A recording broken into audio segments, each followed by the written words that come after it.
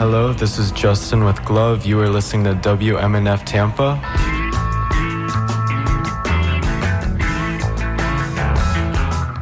On election night, WMNF will give you the opportunity to freak, dream, groove, and get all the important election results. The Tie-Dye Tuesday music will entertain you throughout the night. And starting when polls close at 7, the WMNF news team will break in every 20 minutes with everything you need to stay informed. And if you still need information about voting, the candidates, or the amendments, you can find it at WMNF.org/vote.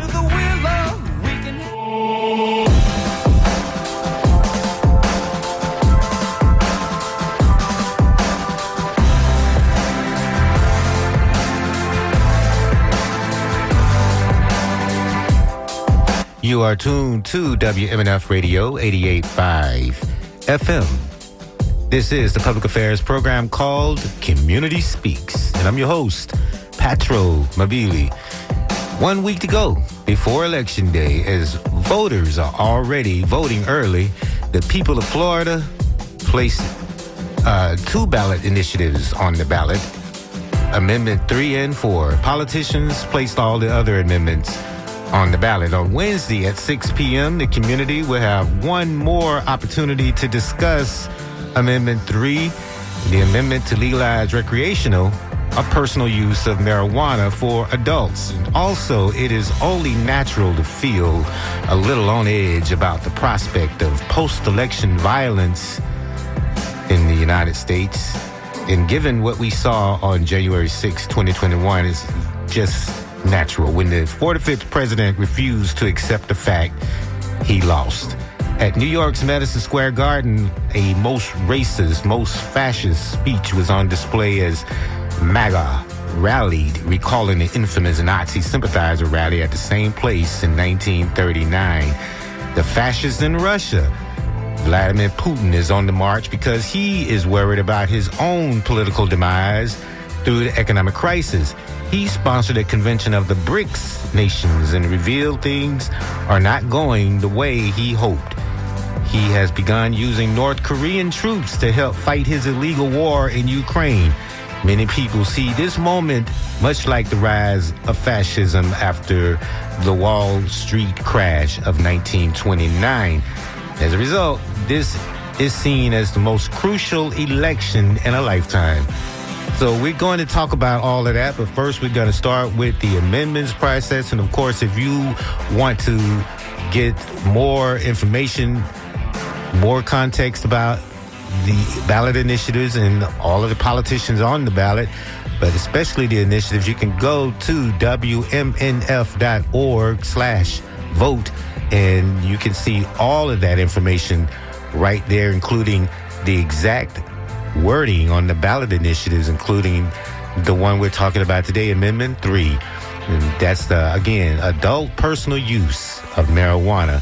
And it's going to be important to understand what is at risk here when it comes to voting yes or no. But voting no would keep Florida marijuana law the same as it is today, available only for patients with a medical certificate. If you vote yes, you would join 24 other states that has done this, that has allowed basically a decriminalization. So you can join a discussion here today as we talk about that particular amendment once again, because again, there's going to be another opportunity for the community to discuss this. But we're going to get to all of those other news and your telephone calls and your emails as we go through this hour. But first, we're going to start with an advocate for minorities for medical marijuana. Her name is Roz McCarthy. She's, I believe, joining us on the telephone right now here on Community Speaks. And we'll start there with her. There's a lot to discuss and understand about this initiative, this amendment, and given the idea that it was, a lot of states have already started with legalizing it for medical use. Roz McCarthy has a lot that she can add in context about that. So I want to welcome Roz to Community Speaks right now here on 88.5. How you doing? I'm good. Thank you for having me. Thank you for joining me, and I'm really excited to talk to you again here today. Yes. And as I said, you are the founder and CEO of Minorities for Medical Marijuana. Yes. And this is, you say this is the largest community-based national nonprofit organization serving communities of color as it relates to cannabis in the hemp industry. Yes. I started the organization in 2016, really in response to the fact that the state of Florida had a ballot initiative just like this. It was Amendment 2, voting yes for a medical program here in the state of Florida. I was not a consumer of cannabis, had not ever used before, but after doing my research and looking at the medical efficacy, my son has sickle cell anemia, and so as a sickle cell mom and someone who was concerned about his health and his options and making sure that he wouldn't be criminalized if he ever needed to use the plant for his own health care needs, and also by the fact that I lost my mom to breast cancer in 2005, and really her quality of life could have been so much better in her last days had she had some of the different options for that cannabis can support cancer patients. That's what made me start the organization. Mm-hmm. And so it is important then for someone who, as you say, have a son and other family members who have dealt with these medical issues, that to expand it beyond medical marijuana is important? Yes, absolutely. Let me explain, just put it in context, right? Mm-hmm. So this is Amendment 3 is a ballot initiative. It's a amendment that you as constituents in the state of Florida, this is an amendment that is a constitutional amendment, meaning that if the state of Florida votes 60% or more for yes on 3, saying yes, we want to, in a sense, just like you said, it stops the criminalization of utilizing cannabis for your own personal use if you're 21 or older. Not if you're 18, not if you're 19, not if you're 15. No, we do not want our children, our young people, to be exposed to cannabis when they're still young. But for adults, you have that opportunity, if you vote yes on 3, to be able to utilize and not have to be concerned with the personal possession, not creating, there's no homegrown, none of those things on there as an option of yes. And so it's really critical because through my work with M4MM, and we have created these clinics that we call Safe Access Florida, where we go into different parts of the state of Florida. We literally will have a physician come and be able to support low-income patients, veteran patients, and be able to provide them with the physician visit, right? And then those patients afterwards would pay their $75 to the state. We as an organization, as a community organization, we would pay the physician so that we would try to cut down barriers to get your card.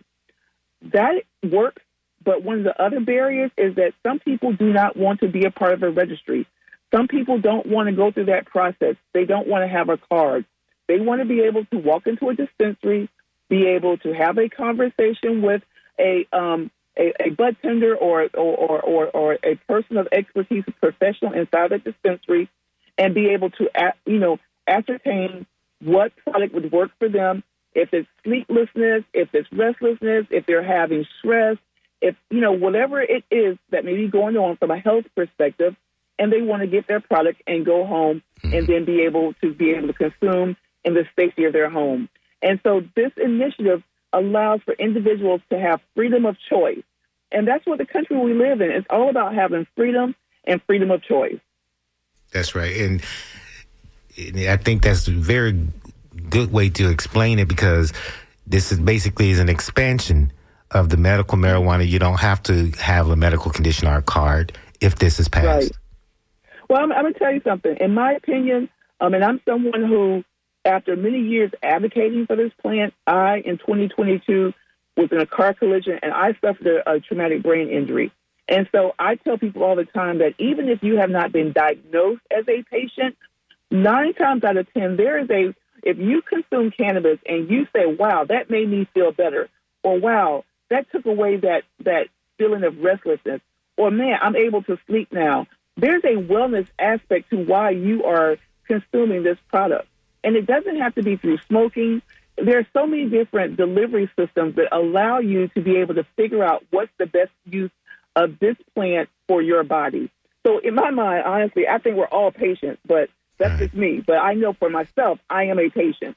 And when I was in the deepest, darkest part of my healthcare journey, this plant made a difference in my life.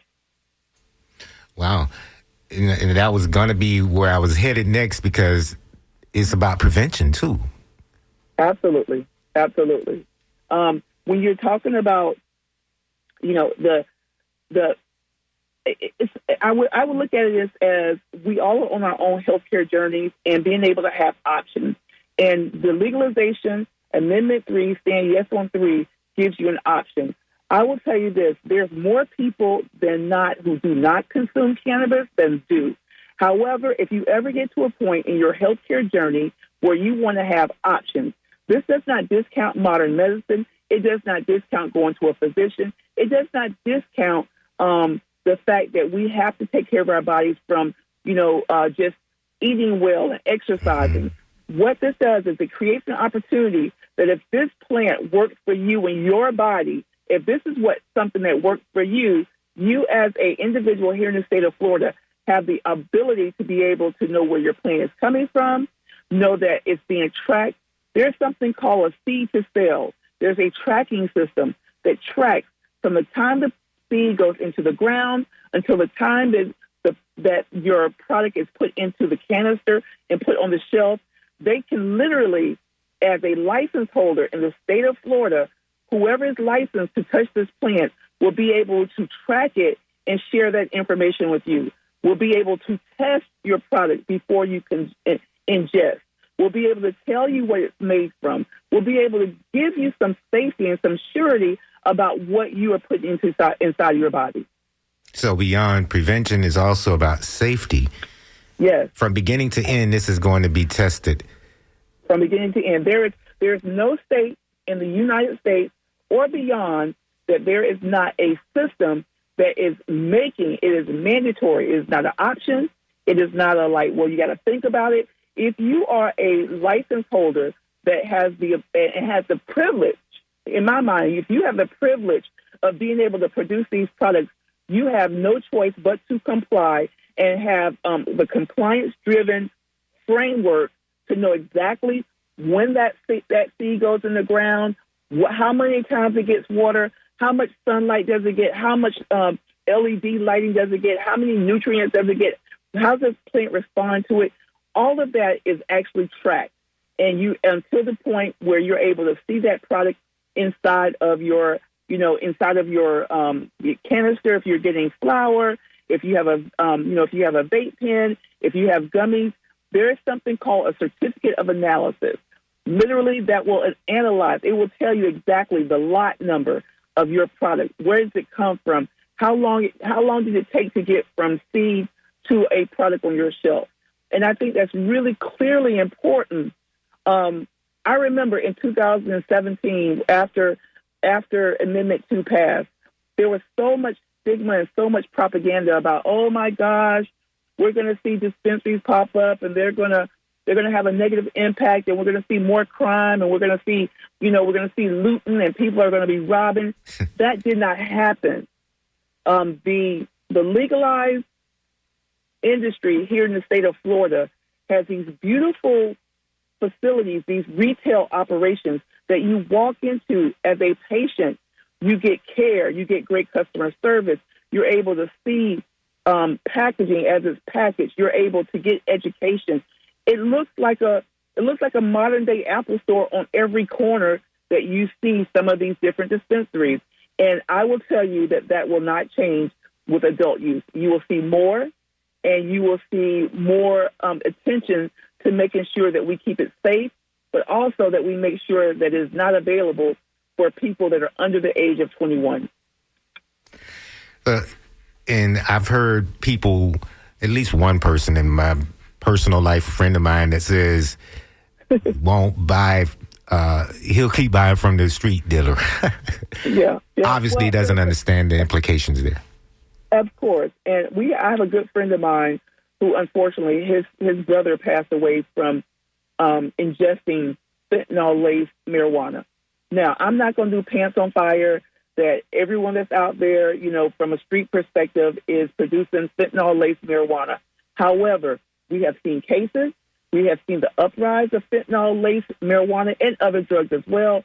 And there is, in my estimation, an opportunity for us to be safe than sorry. And so will you have individuals that have their street connection and they want to still be able to tap into their street connection? Yes, maybe possibly. My biggest concern is the fact that you have a plant that is now legalized in over 35 medical programs, 24 adult use programs. We have to repair the harm of individuals who have been arrested for possession, for the use of, for search and smell. They have records, have records. Yeah. For having this plant, right? We really just have to, the criminalizing of individuals, and I will be honest with you, individuals coming from disproportionately minority communities, which are disproportionately impacted, really being able to stop this. And this is where it starts. It starts with us voting yes on 3. And then, let me just be very clear, the work really begins. Yes. Once our constituents, if you do vote yes, and this does pass, then we have to go to Tallahassee. Then we have to be vigilant. We got to work with our lawmakers on both sides of the aisle. This is not a Democrat issue. This is not a Republican issue. This is a people issue.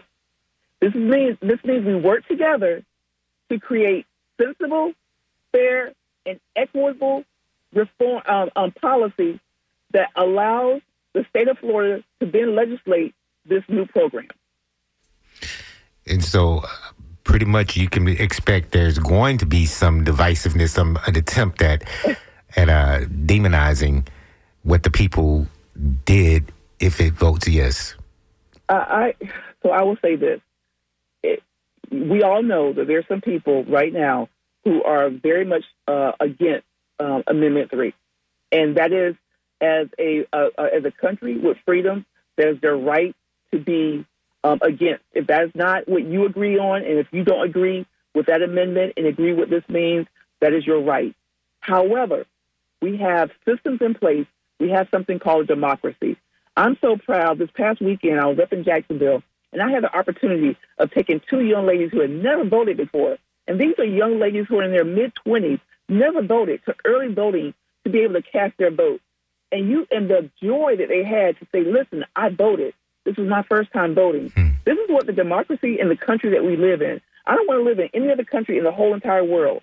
And therefore, the rule of law was created so that once we vote, it is the job of our lawmakers to listen to the will of the people. And if the will of the people say yes, 60% say yes, we want to legalize the adult use of marijuana, it has been our job as lawmakers' jobs to come together and to then create the framework to make this so that it is fair, that it is equitable, that it is safe, taking in effect of all communities, not one community versus another, and then being able to create the infrastructure so that you can now have this new entire industry that we're already seeing. Florida, by far, is the number 1 state for a medical marijuana program in the whole entire country. The number of dispensaries that are focused on medical patients, the number of medical patients in the registry. We know the will of the people have already said yes. Now it's time to do the work.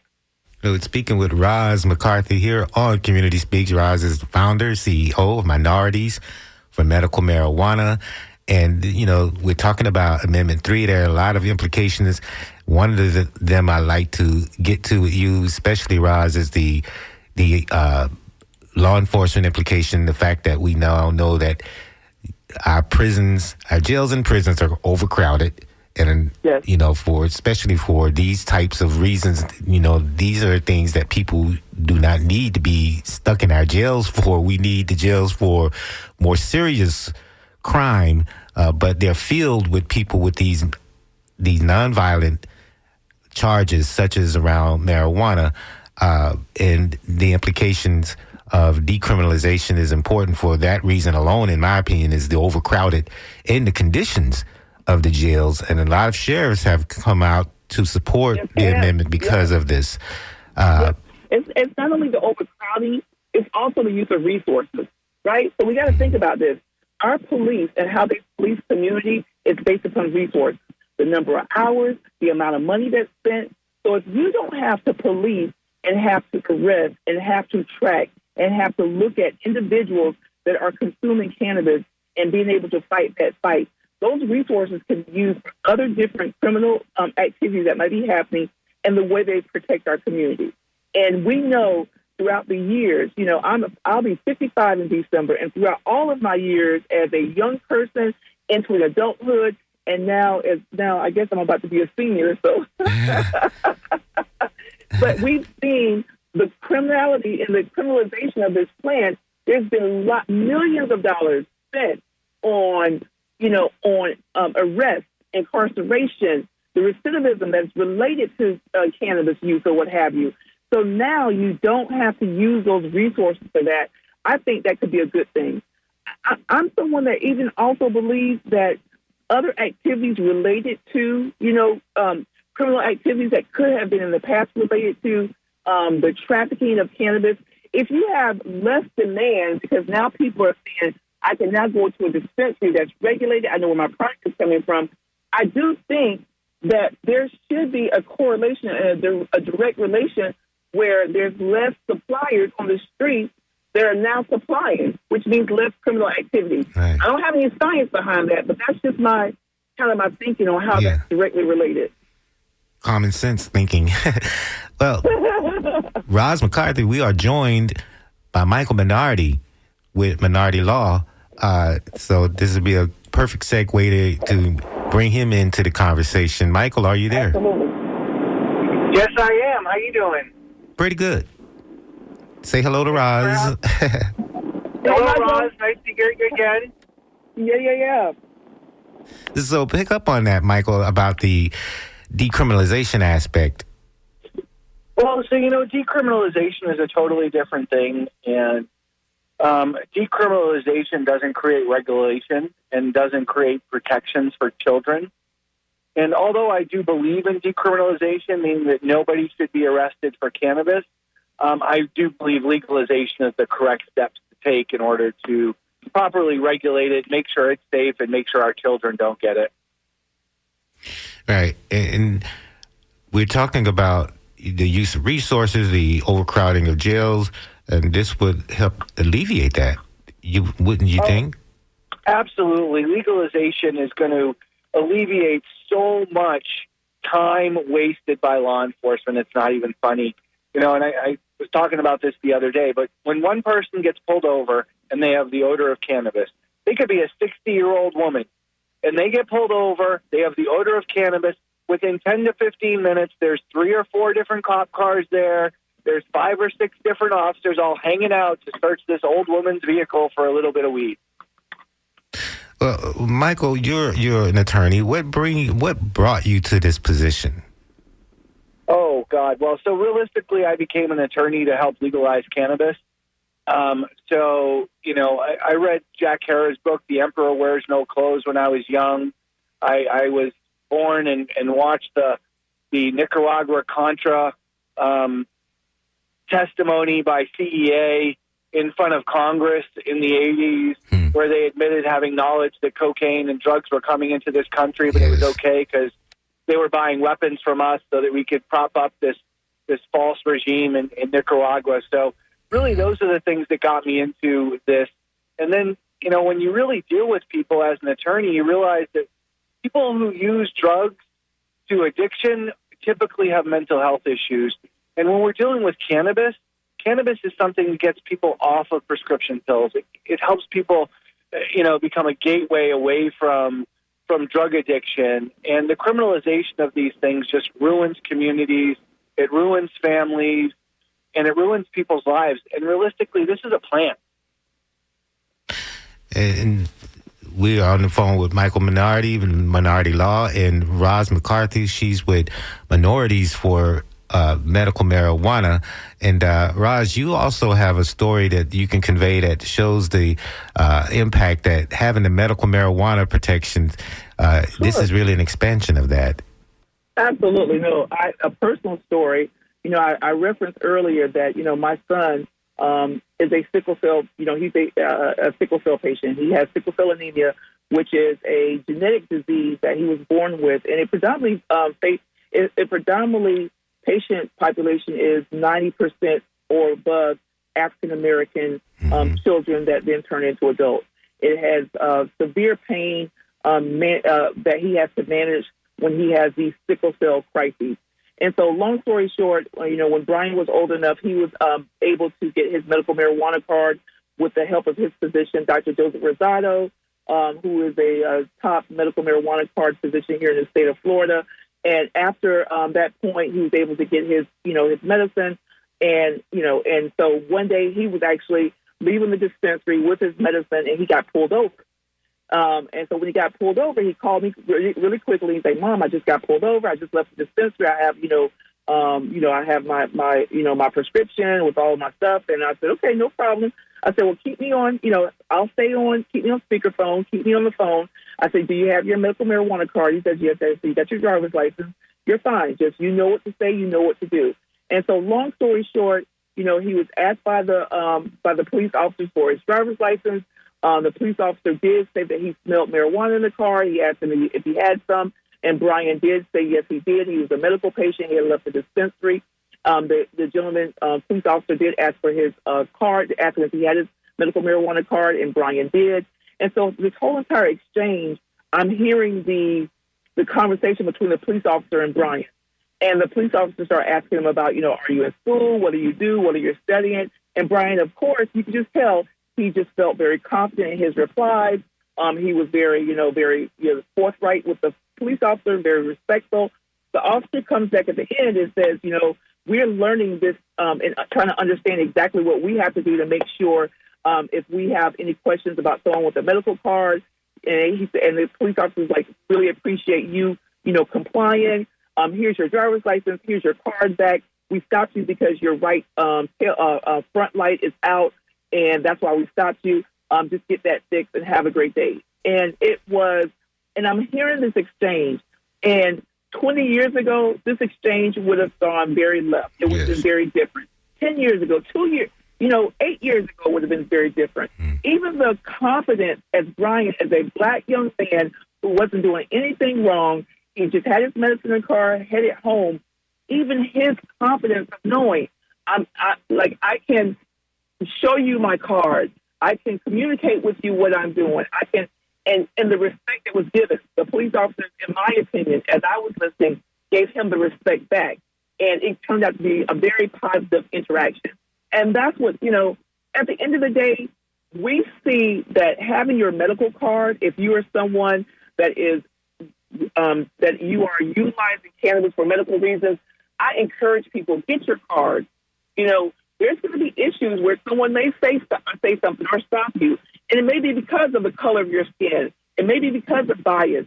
So I still want the medical programs to grow and to thrive in the state of Florida. Mm-hmm. But on the other hand, if you're someone that says, I don't want to get my card, but I want to be able to have access to this plant and I want to have those freedoms, this is why I say vote yes on 3. And that is Amendment 3. And you're welcome to call us here on Community Speaks as we're talking to Roz McCarthy with Minorities for Medical Marijuana and Michael Minardi. And we're joined on the telephone. You can call me 813-239-9663.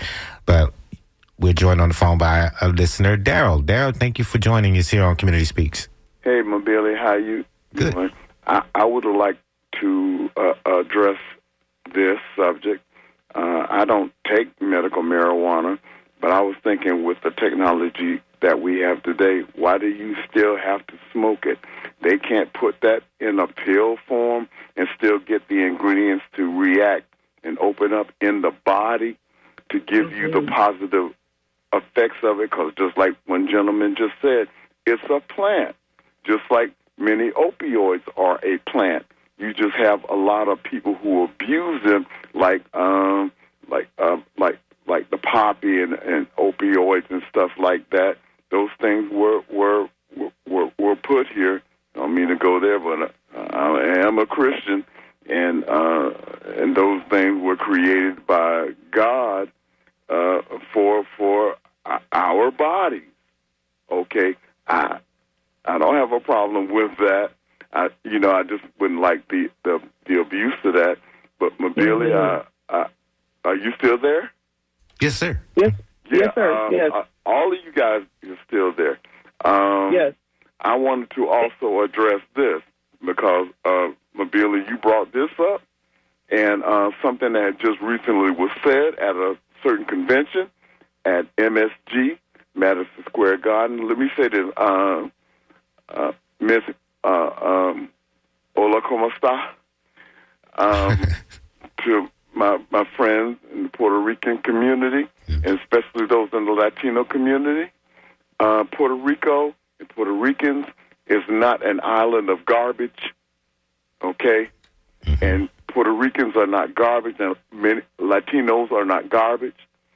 Perhaps Mr. Trump, who lived in New York City, would have availed himself and learned something in school. A lot of us, Mabili, I think the problem is they don't teach civics anymore. They don't teach history anymore. There is a lady with her lamp lit high in New York Harbor, and at the base of that statue is a statement that says, "Send me your tired, your poor, your huddled masses, yearning to breathe free, the wretched refuse. Send them to these teeming shores. I light my lamp beside the golden door." Perhaps I did not say all of that correctly. Sounded right to me.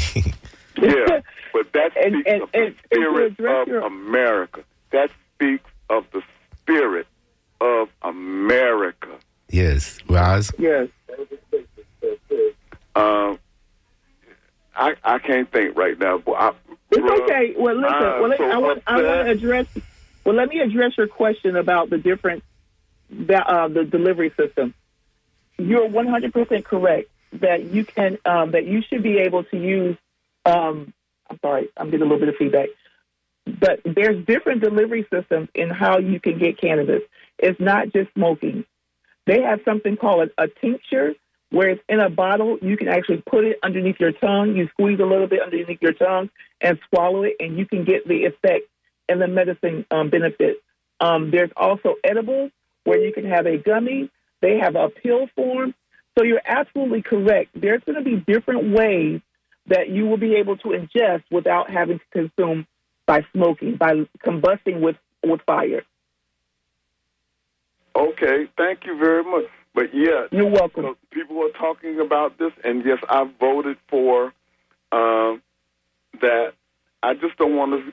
I remember being in high school and seeing people being drowned out and stuff like that. I don't want. Yeah, I think we're getting too much feedback on it. I'm sorry about that, Daryl, but I think we got the point. But his point is, people are concerned about this being marijuana being a gateway drug.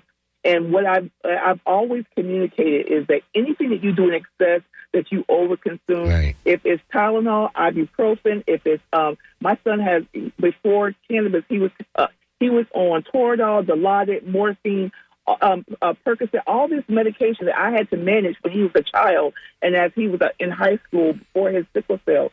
It was my job as a parent to manage that in a way that you only used it when you needed it, and if you didn't need it, we didn't use it, right? And so anything that you do in excess can create you can create a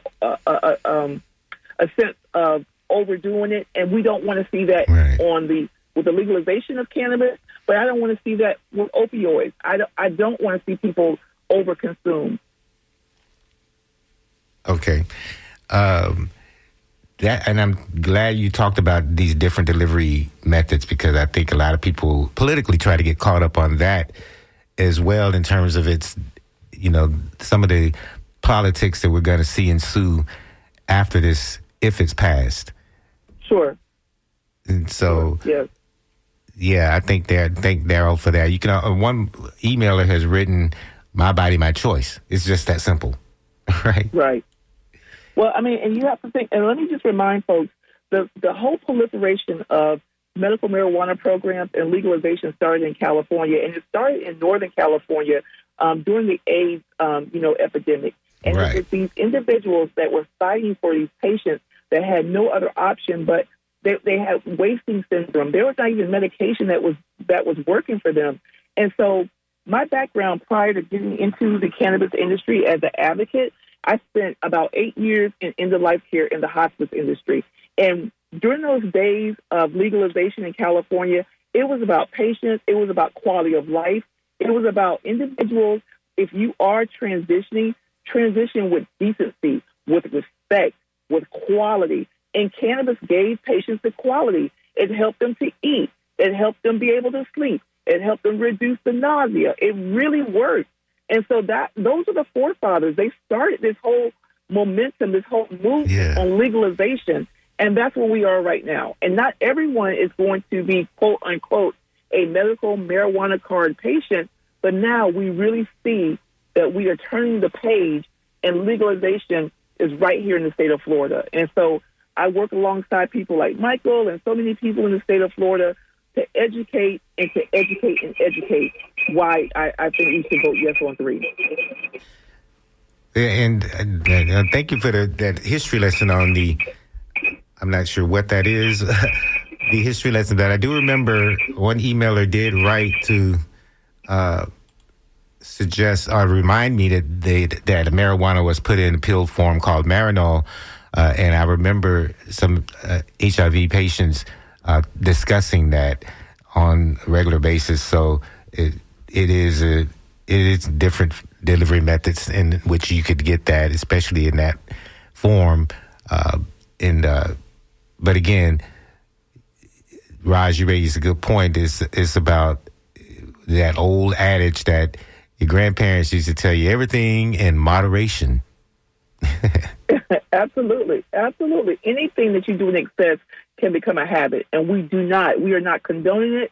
We're not condoning for young people. As a matter of fact, it is going to be the responsibility of the state of Florida and lawmakers to create opportunities of education and dissuading young people to go, well, let me try because it's legal. No, just like liquor, just like tobacco, just like any other option that adults can choose to participate in, we have programs that fight so that individuals who are not ready to make that decision as to ingest or to participate, that we strongly educate on why you shouldn't, why you can't, what happens, what's the repercussion if you do. And so that's not going to change with legalization of cannabis. Even more so, I think it's going to be even stronger. And so that's what we have to be prepared for. And that's what I am committed to making sure it happens. Well, there's going to be one more opportunity for the community to physically get together and talk about this here in Hillsborough County. When is that? Yes. So I'm going to pull this up right quick. So this Wednesday, we will be in person in Tampa, and I really, if folks have not had a chance to sit down and talk about this or be able to hear some really key people, it's called Community Conversation Amendment 3, Criminal Injustice Issues Surrounding Marijuana Policy in Florida. It's Michael Minardi, marijuana attorney, minority law, myself, Senator Jeff Brandes, Florida Policy Project, and Joshua Monteiro, a criminal defense attorney with Famous Law Firm. This is on Wednesday, October the 30th at 6 p.m. at the Barrymore Hotel, which is 111 West Fortune Street, and that's Tampa, Florida. And this is in person. It's free for the community. Being able to have these conversations, being able to talk, being able to ask your questions. Let me also just kind of make sure everybody understands. The amendment itself legalizes. However, the work for decriminalizing, the work for education, the work in regards to the who gets a license, how do you get a license, all of the bells and whistles and the nuances on the business development side, the workforce side, all of these different areas that are going to be a part of it. The tax revenue, we didn't talk about that. but the substantial tax revenue that will be generated through the sale of this product, that's where the sausage is going to get made. That's in Tallahassee, concession 2025. Okay, yes. So the work continues on that side of the issue, but this gets the ball rolling because an amendment is the people's voice. Yes. So Wednesday, 6 p.m. at Barrymore Hotel, that's going to be an opportunity to meet you guys in person. Michael, you're going to be there too, right? Oh, yeah, I'm going to be there, and we'll be able to answer your questions and, hopefully set aside all your potential negative beliefs about this amendment from the No on 3 campaign that they've been proponing, pushing out. All right, that sounds good. I want to thank you, too. Any other thoughts you want to add as we come towards the end here? My last thing I'll say is take advantage right now, regardless however you end up voting on this issue, go vote. Early is happening right now. It is an opportunity of not having to wait in line on November 5th, being able to walk into your polling place. You don't even have to be in your polling place. I think if you're in Hillsborough County or if you're in Pinellas or whatever county that you're registered in, you can find early voting locations. You walk in there, cast your vote, then you don't have to worry about it. Really, it is a privilege, and we should look at this as an honor to be able to go out and cast our vote. Imagine if someone told you you can't do it. You want to go vote? No, you can't. We would be raising arms up. And so I just want to encourage folks to go out and vote, and specifically Black and brown community individuals, go vote. Regardless of how you vote on this issue, your vote counts. It matters. Go today. Take 10 people with you. Call 5 people. Whatever you need to do, go take them. Encourage them to go vote. Early voting is going on right now. And I meant to ask you this earlier. How's your son doing now? He is great. So let me tell you something. I'm a proud mama because my son, he still faces challenges with his sickle cell. He is on he's on something called a hypertransfusion program where he goes to Shands every 8 to 10 weeks and he gets a full transfusion. They put him on this machine. It helps to reduce his sickle cell blood cells that's in his body. But I'm so proud because he's also a student at FAMU right now. He's a third-year PharmD student. He graduates in 2026 with his doctorate in pharmacy. And so he was just in Spain this past summer with a hospital internship program. He did another internship program. He's getting prepared for his clinicals. It's exciting to see it. And I will tell you this, and I'm not, I know that I run this organization. Yes, I'm Yes on 3, but I will tell you this. Had it not been for him identifying what strain, what works for his body when he's having body aches, when he's having acute pain, when he's having a crisis, and being able to utilize cannabis also for the anxiety. Because with sickle cell, you never know when the crisis is going. It affects your mental. Mentally, it makes you feel unstable. It makes you doubt yourself. It allows you to go into a depression. And so he's able to manage his sickness, this disease, from the physical aspect, but also the mental aspect with cannabis. And it has done a world of a difference for him. And his teachers know it. His professors know that when he goes into a clinical situation, as a pharmacist, oh man, he gets vetted. He has background checks, all this stuff. But he always lets those individuals know that he is a medical marijuana patient. And so I'm super proud of him, as you can imagine. Yes. And I just encourage folks to let's do the right thing in November. I love it. November 5th. Yeah. Sounds like he can be in a position to help a lot of people with his story. A lot of people. He's a young man. He's a national spokesperson for medical marijuana. He's on campus, ambassador with FAMU and our organization, M4MM. He's a young man that speaks out and knows exactly how this has changed his life. And so there's more people like Brian. Brian is not just an anomaly. There's so many more people out there who can tell you their own personal stories. And so we get a chance now to break the stigma, break the propaganda. This is not a gateway drug. This is not, if you overconsume, yes, you can abuse. But if you do this and if you need to consume and you do it with respect, you do it with the fact that you know that if it makes you feel some kind of way, you don't get behind the wheel, you don't operate equipment. We have to be responsible adults but we should be able to have the right and have the freedom that if this is your choice and this works for you, you don't have to worry about going to jail about this plant. Wow. Roz, I want to thank you so much for joining me here today because you are an inspiration. You just really are an inspiration. Tell people, tell people how to find me. I would love it. You guys, listen. After all this is said and done, I'm here. I want to encourage you guys, please go to Roz McCarthy, ROZMCCARTHY.com. That's my personal website. Talks about all the things I've done in the industry for the last almost 9 years. I got some new things on the horizon. I have my own product line, which is called Black Buddha Cannabis. So, listen, I'm an advocate, but I'm also a businesswoman. Mm-hmm. And the business opportunity of this industry is going to be huge. And I've been able to transition my advocacy to the business side and being able to have some balance there. I encourage you, if you don't know about M4MM, go to our website, M as in Mary, the number 4, M as in Mary, United.org. I don't know if Michael is still on, but Michael Minardi is one of the saints in this state nationwide. He is someone that has represented individuals who needed help when they didn't know they needed help. He's been an advocate, and I just want to publicly just thank him for everything that he does for the community, for my community, for the industry, because we need more Michaels in the world. Michael, you there? I know you're there. You just got your flowers, man. I know. Thank you so much, and I love Roz so much, and as soon as they introduced me and contacted me, I was happy to get involved and do anything I could to help them out and become. And it's amazing to see the organization they are today. It's incredible. It's awesome. We started from scratch, Michael, and here we are today. Yeah. So I just want to, for sure, definitely give you your flowers because you have been in the thick of things from the beginning. And people have no idea how many people you've helped and how you've lent your expertise and your knowledge. And we just want to just thank you so much for that.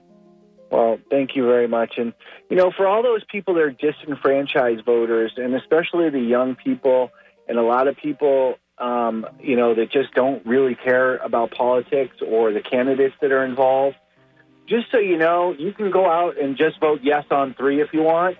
You can just go out and say vote on cannabis. And that's probably the most important thing you can do is just make sure that you vote.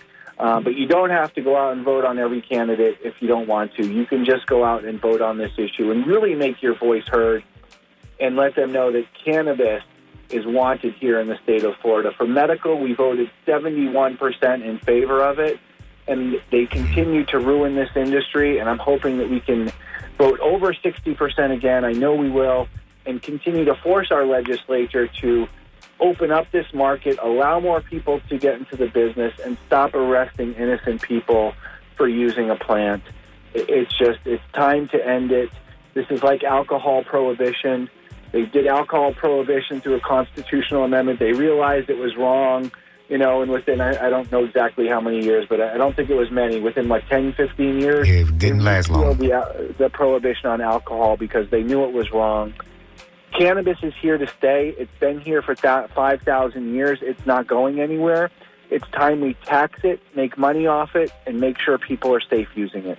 And emailer wants to know, does this allow personal growth of cannabis? It does not allow personal cultivation. Okay.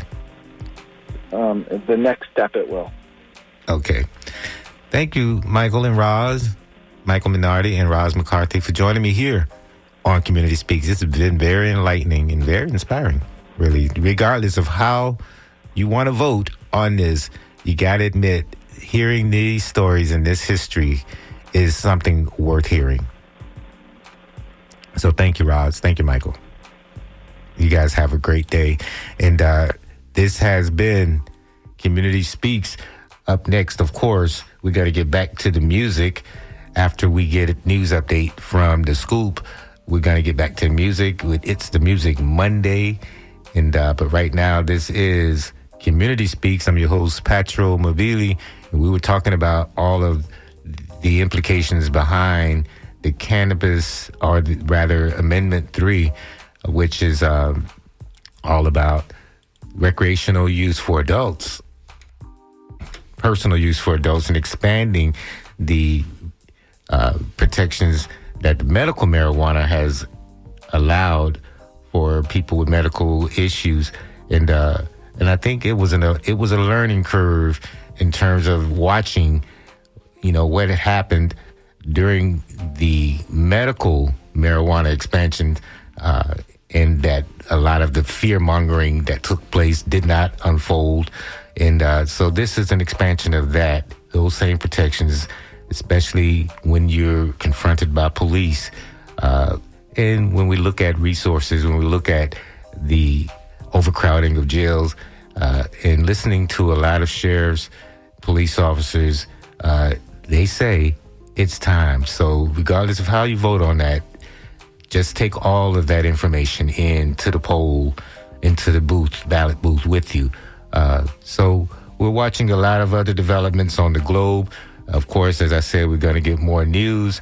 A lot of you are concerned about post-election violence because especially after seeing that reenactment and all of that racist language, especially against Puerto Ricans last night at Madison Square Garden, there are a lot of people who are concerned as we approach the presidential election.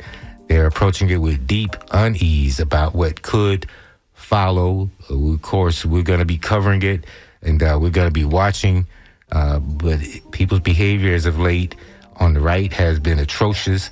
If you know history, you see a lot of history repeating itself. There are a lot of commentators talking about that. David Kotak, a local commentator on Wall Street issues, has written about this, and he's very concerned about that as well.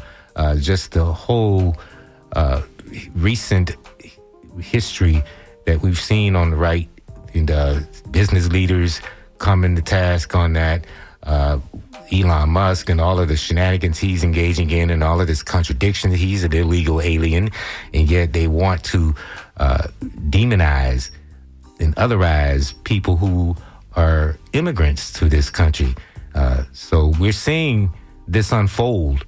The question is, what are you going to do about it? And the best thing to do is to go to the polls. Make certain you educate yourself. Go to WMNF.org/vote. Look at the amendment. Look at the wording of the amendment. Study them. Look at the officers, the office holders, the lawmakers who are trying to get into office. We have to know, if you want to know what their stances are, go to our website, WMNF.org/vote, and study the voter guide there. It's very, very helpful. Our news department has been doing a great job, and as I said, as we've heard earlier, they'll be there on election night to keep us informed of what is unfolding as we're watching the results come in. But people are very watchful because we saw what happened last time, and we see these players continuing to meddle. We see Russia, we see the right, we see these business leaders, Silicon Valley especially, but there are those who are trying to fight for righteousness in this moment. And so that's something we very much need. It is a battle. It's a battle right now. And right, as I said, the power really is in your hand. If we get rid of our apathy, it's in your hands. So go to WMNF.org/vote. Thank you for listening to Community Speaks here. We're going to go ahead and get on out, make room for the music after we get news update from The Scoop.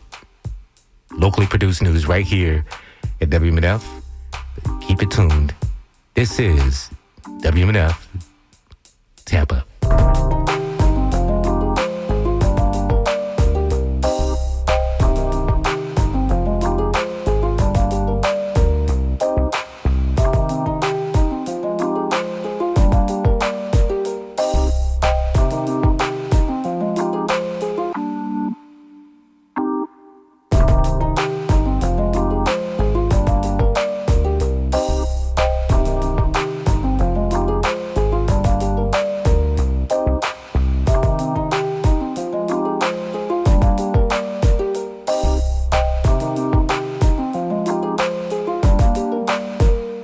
Your news, your views, your values. This is WMNF Tampa 88.5 FM. This is The Scoop for Monday. I'm Sean Canan with the WMNF News headlines. Florida voters will decide whether to add the right of adults to recreationally use cannabis. It's Amendment 3 on the general election ballot. On Friday, WMNF's The Skinny hosted a debate on it. Republican State Senator